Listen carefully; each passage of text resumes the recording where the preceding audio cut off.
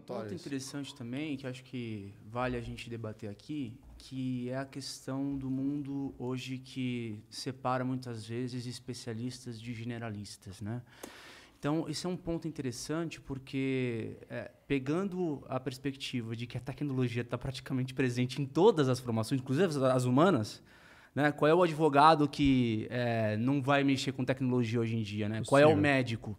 Qual é o filósofo? Outro dia eu estava acessando um podcast novo aí que combina filosofia com tecnologia, cara. Os caras viajando. Dois temas que eu amo, hein? Como que as novas tecnologias vão impactar a vida das pessoas, que né? é mais filosofia do que inteligência artificial, né? Exato. Dilema, né? ética. Black Mirror, se você assistir todas as temporadas, é sobre filosofia, sobre história, total. sobre sociedade. Humanização. Exatamente. Como é que o generalista complementa o especialista nessa história porque hoje a gente só tem uma constante, né, que é a mudança, né? O bom ditado. Como é que vocês entendem, por exemplo, que o profissional hoje ele tem que ser preparado como um especialista, um cara que vai agregar valor na operação, mas ao mesmo tempo ele tem que ter a capacidade daquela visão holística de saber aprender a aprender, né?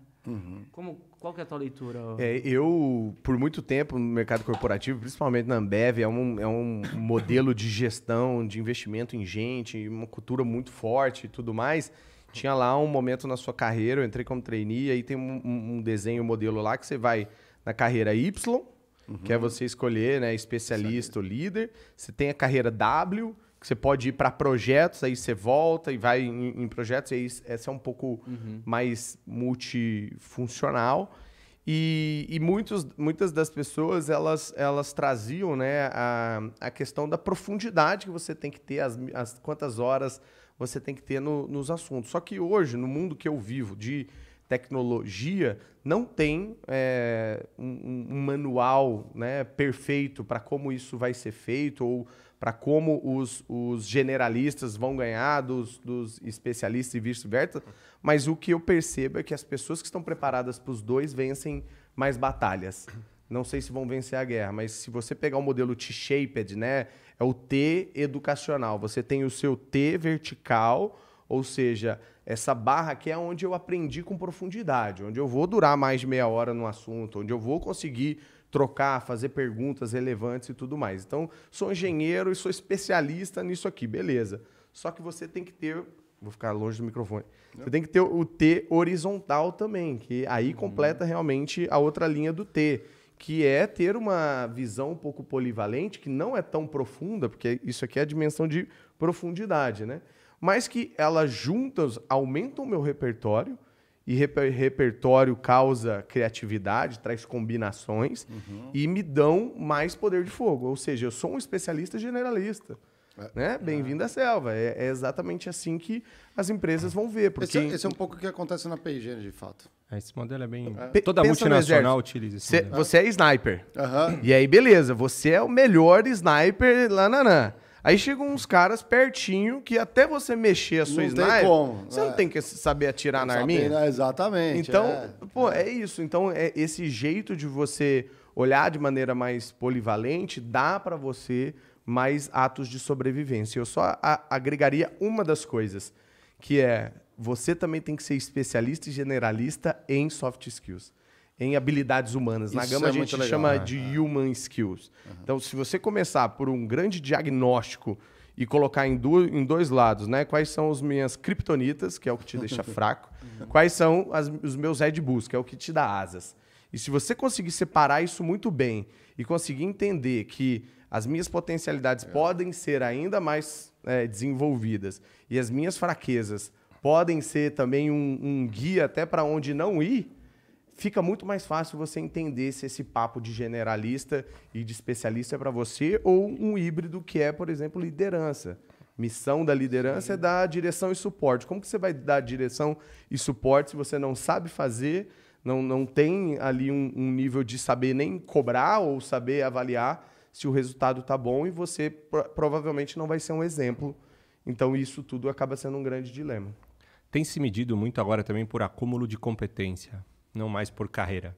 Já que eu tenho as carreiras / toda hora eu mudo de carreira, eu vejo para aquele trabalho que tem demanda agora? Primeiro, se eu tenho habilidade, como o Guilherme falou. Eu gosto daquilo? Eu sou bom em falar, eu sou bom em números. Faz sentido aquela carreira para mim, aquele trabalho para mim agora, vai? Quais são as competências que eu preciso ter para ter aquele trabalho? Preciso ser bom em comunicação, criatividade, preciso conhecer uma ferramenta tecnológica de programação, de automação, uma ferramenta de trabalho em equipe, uma ferramenta de comunicação. E aí eu estudo e eu me certifico naquela competência. E competência não é habilidade. Competência é um conjunto de habilidades, que aí tem as habilidades comportamentais e técnicas, e prática. Se eu tenho habilidade, se eu pratiquei, aí eu sou competente naquilo. Eu fico com aquele carimbinho. Pode ver que o LinkedIn está fazendo isso, os badges. Sim, você Opa, tem que ter. essa competência eu tenho. E aí, para um determinado trabalho, eu preciso de 3 competências. Eu vou lá e executo aquele trabalho. Cansei daquele trabalho. Eu não quero ser mais programador, eu quero ser padeiro. Eu vou precisar ter mais 3 competências, mas tinha uma competência anterior, que era um carimbinho que me servia. Aí eu pego aquele e pego mais 3 e vou montando caixinhas. E a tendência é que eu vá navegando Depende em da várias missão, né? carreiras, dependendo da missão, mas essas competências elas vão ficando carimbos. E pode ser que uma profissão lá na frente que eu vou fazer me resgate um carimbo que eu tinha lá de trás. Alguns têm validade, né? Porque uma determinada tecnologia depois... Tem outros que Uma vão sumir. competência de datilografia, Então, hoje em dia já não ia valer mais nada. Melhor exemplo, a Gama foi investida pela Anima Educação, terceiro maior grupo educacional do país, 330 mil alunos, alto volume em termos de inovação, é um dos grandes pioneiros, né? Mudou completamente o seu modelo e sistema de ensino para o EC2, Ecossistema Anima de Educação, E2A. E aí, uma coisa incrível, quando o vice-presidente lá de educação foi me apresentar, né? Por que a gente está ousando inovar mesmo num modelo como a Anima tem, que é mega desafiador, ele falou assim, ó, numa aula de gastronomia, por exemplo, a diferença de habilidades e competências ali. Você precisa da competência de cozinhar. Só que você precisa de algumas habilidades, como picar a cebola, Perfeito. depois escolher o peixe. Por exemplo, uma muqueca. Uma muqueca seria uma competência. Né? Então, Excelente exemplo. é muito difícil você ter um contexto de fazer uma muqueca no modelo educacional anterior. Porque você ia aprender na quarta-feira à noite cortar cebola. Onde você joga a cebola depois? Joga fora. Porque você só aprendeu a cortar cebola. Tem os vários jeitos de cortar cebola. Mas você jogou fora. Aí depois você aprende a aula de escolher peixe. Semestre que vem. Semestre que vem. Aí depois você aprende temperos. Aí depois você aprende cozimento, fogo, temperatura, acidez. Não tá junto. E nem atrelado ao E que você quando- quer fazer. e quando as Porque coisas chegava no estão final, tem um juntas, monte de matéria elas- que você fala, por que eu estudei Exato. biologia? Por que eu fui atrás da mitocôndria se eu vou trabalhar com análise de sistemas? Exato. Essas habilidades são importantes, mas elas não estão montadas para um fim, que é uma competência. Eu acho que é Isso é o esse desafio. modelo do ensino que a gente precisava, de alguma forma, conseguir mudar. Na Gama a gente chama de Project-Based Learning, né? O projeto vai basear o aprendizado. E se você vê Finlândia, Coreia, são países que desafiaram isso desde o modelo educacional do início ali, da infância. Então você não tem mais um professor de geografia, um professor de história que tem o seu slot ali separadinho. Não, vamos trabalhar coisas que criança gosta, celular. Então o professor de história vai bolar um projeto dentro, vai ser, sei lá, uma semana ou um mês só sobre o tema celular. Só que os alunos terão um desafio de contar a história do celular.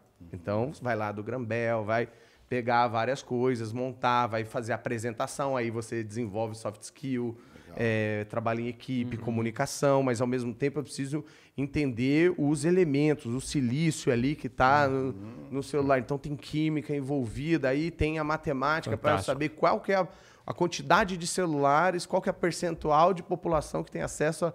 Então tem que fazer os cálculos ali de crescimento. Então, tudo isso é um projeto. Tudo isso está em cima e ancorado de um tema relevante, de alto engajamento, mas que também tem uma proporção de resultado que vai causar memória. Porque o negócio do repeteco, ele não funciona, porque ele é feito para passar na prova. Não é feito para você levar para a vida.